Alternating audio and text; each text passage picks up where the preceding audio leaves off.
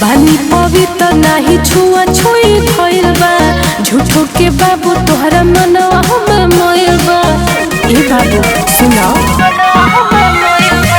बानी पवित्र नाही छुआ छुई भइल बा झूठो के बाबू तोहरा मनवा हम मोइल बा दाबी लटे को चाहि देहि में जीवो काहे कोरेला बोरिया रे बुझाई कैसे गोली चला देख कलाकारी। अच्छा चमरान से सीख रंगदारी ढेर बोला में तो धाए धाए मारी।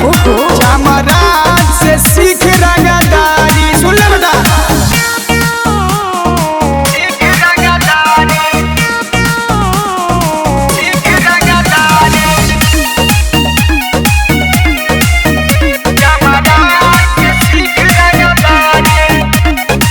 घूमतर लेके पिस्टल अछारा गाँव के लोग सब कहेला आवारा और एकदम और बड़ा का हमरा सुझा कवनो के आवकात नहीं थे मुका खैलस देवाना के मुंह में दांत नहीं थे।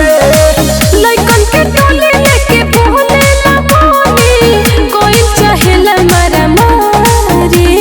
अरे तो हमरो सुन कैसे गोली चला देख कलाकारी। चुप रहो चमरान से सीख रंगदारी ढेर बोला में तो धाए धाए मारी।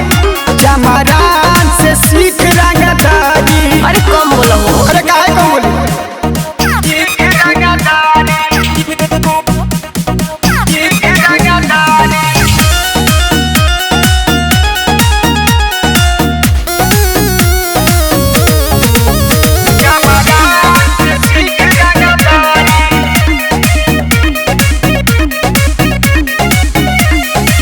रिंकू अनिल गुड्डू तोहरे बाहर बा यही से भइल चमरान जी से प्यार बा और सास कहतनी चमरान जी के पावर रानी जान गइलू भोजपुरिया मरद पहचान गइलू। लागेला हीरो तोहरा आगे सब जीरो अब ना आरती उतारी। ए बाबू बुझाई कैसे गोली चल देख कलाकारी। चमरान से सीख रंगदारी ढेर बोला में तो धाए धाए मारी। चमरान से सीख रंगदारी। मान गनी बाबू अरे तो मनाई के पड़ी हो।